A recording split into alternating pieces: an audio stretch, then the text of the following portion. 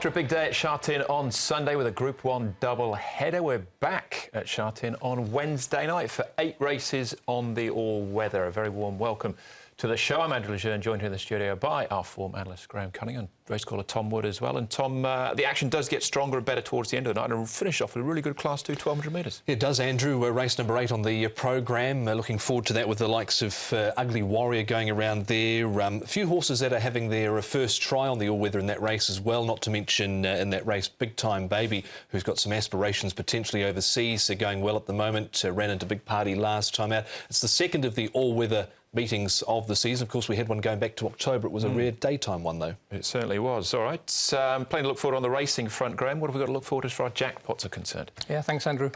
Great to be back in the Lally seat. You've got to put up with me for 2 more days. As regards jackpots, there's 1.9 million in the 6-up fund, estimated dividend of 4 million. What about news angles? Well, Wednesday represents a chance for Joe Moreira to ram home an advantage in the Jockeys Championship race. He has a lead of 9 at the moment. He has 8 rides. To strangely, Zach Purton only 3. And if you look at Joe's rides, Zero Hedge, Foodie Princess, Righteous Doctrine, he has plenty of chances. No jockey hungrier, perhaps this week, than Karis Teaton. Sort of gone under the radar. Karis is now on a losing run of 47. Wow. Willpower, the unbeaten Willpower in race 6, gives him the chance to put that right. All right, we'll look at that in due course. There's plenty to get through, though, through the show. As we're going to look back first on the action at Sha Tin, the 2 Group 1s, which you can do so now with our racing review.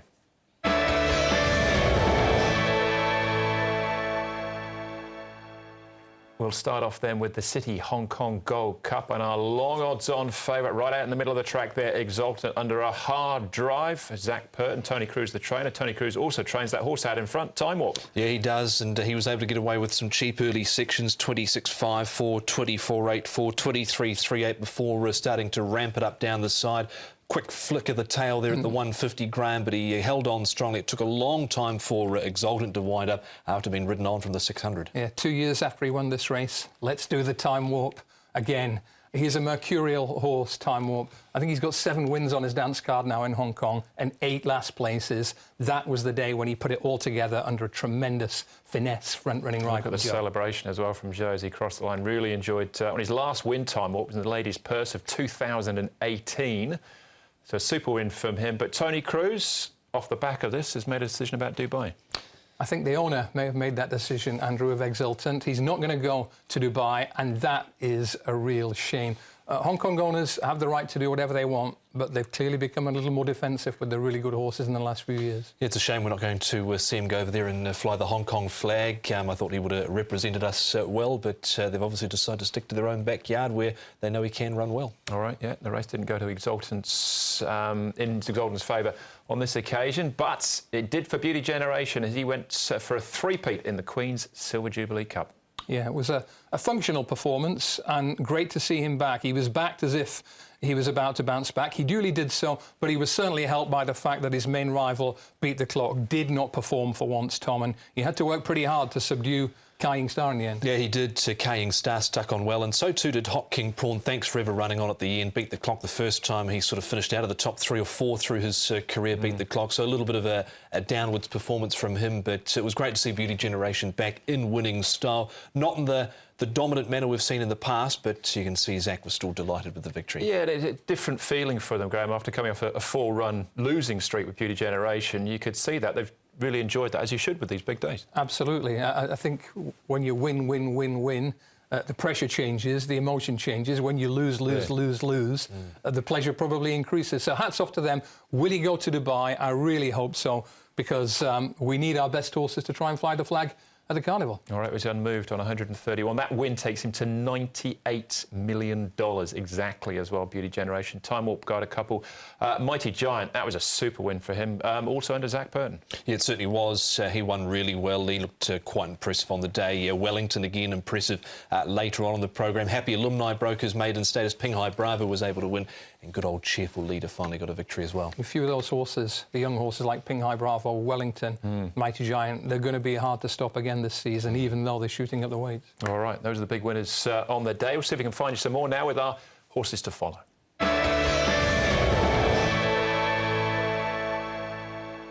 All right. Your horse was actually favourite, Graham, but you're going to highlight and think there's more to come? He's not a dark horse and he's already won, but I'm looking for a horse who's got a great chance of winning next time. I think Fantasy fits the bill. It didn't go his way in the early stages here, chaps. He was drawn 8, I think, but he got squeezed around, started to pull a bit, and he made a really good move to get to the heels of the leaders, but the early pace in the sprint had been pretty tepid. Team Spirit stole the race to a certain extent, so to get so close to these horses, more experienced horses, I think was a really notable effort. And with a bit better luck early on next time, and perhaps a more forcing ride, I think it'll be hard to beat. Yeah, Team Spirit, a double for Tony Picone. Honest Way was big in that as well because he missed the start and finished off strongly. What have you got, Tom?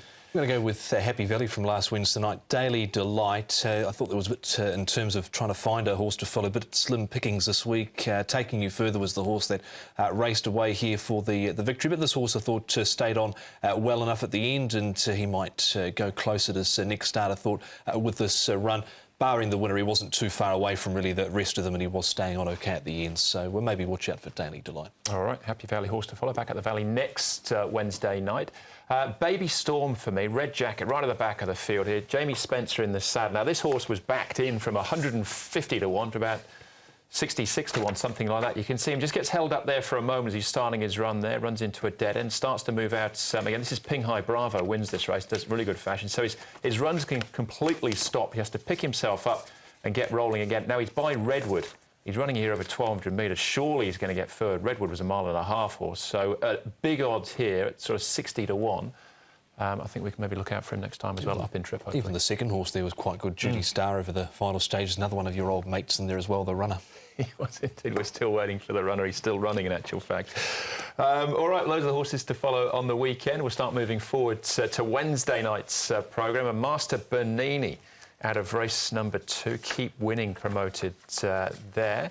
Chad Schofield in the saddle. And Sunny Major out of race number 2. So Solar Billion is the one that is promoted.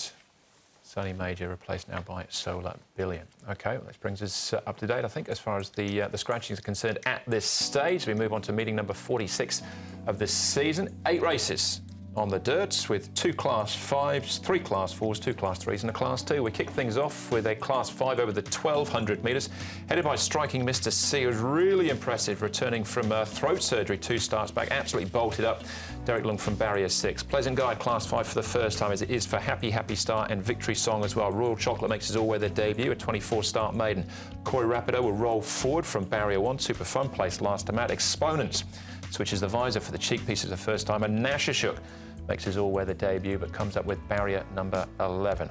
Alexi Bedell in the saddle. Striking Mr. C, Happy Happy Star, Victory Song, Royal Chocolate, Exponents and Triumphant Lord. It's a long list of horses that have been up to Chung Front back in the last 30 days, but those are them. Speed is good here with the Striking Mr. C and Happy Happy Star for Joe Moreira. Joe's actually got a decent record aboard Happy Happy Star. Cora Rapido should be pretty much a lock for the trail position. Royal Chocolate gets a run from gate number 5. Victory Song is interesting from the new barn of Paul O'Sullivan. He might get caught 3 wide. He's coming back from a left suspensory injury.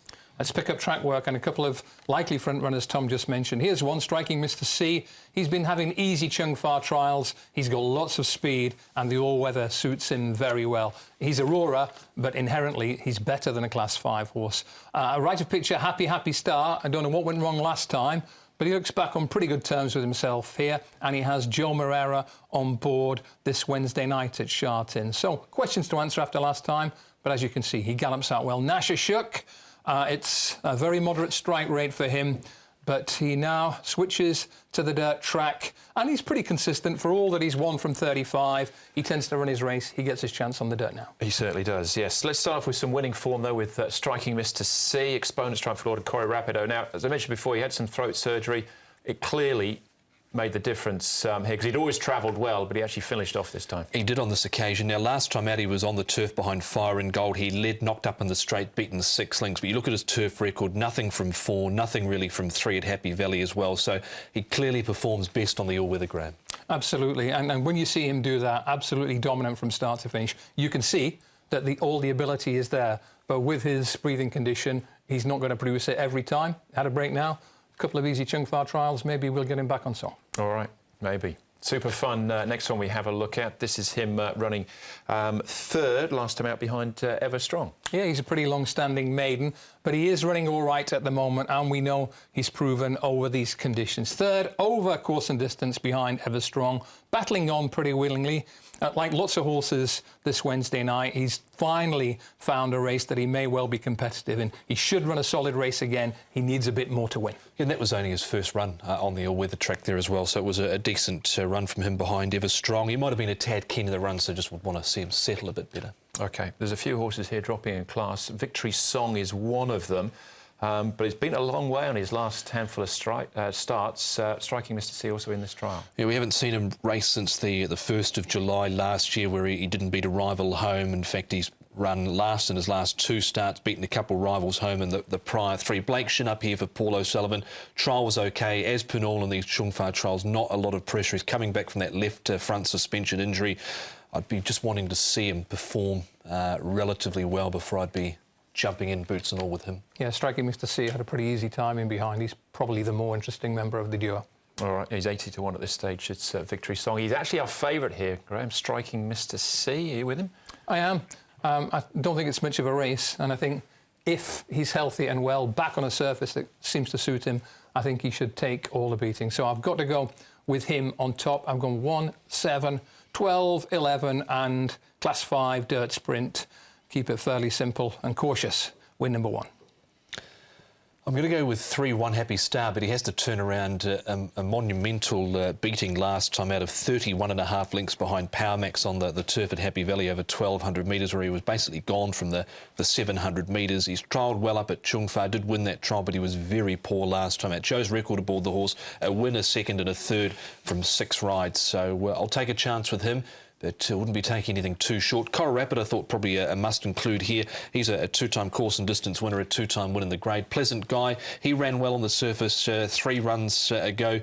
Did Pleasant Guy when he was 4th behind Willpower, only beaten 3.5, and striking Mr C goes in, but a bit of caution there with him as well. 3, 6, 2 and 1. Yeah, I've left striking Mr Cunningham out on this occasion. He's Shame all or on you. nothing Shame on you. for me. But yeah, Pleasant Guy, you outlined the form there. The run last time was all right as well. In Class 4, takes the class drop. He'll do for me. 2 and 10, my cue there in the first. All right, that's race number 1, done and dusted. Back with the second. That's up next. Class 5 again, race number 2, but up to the 1650.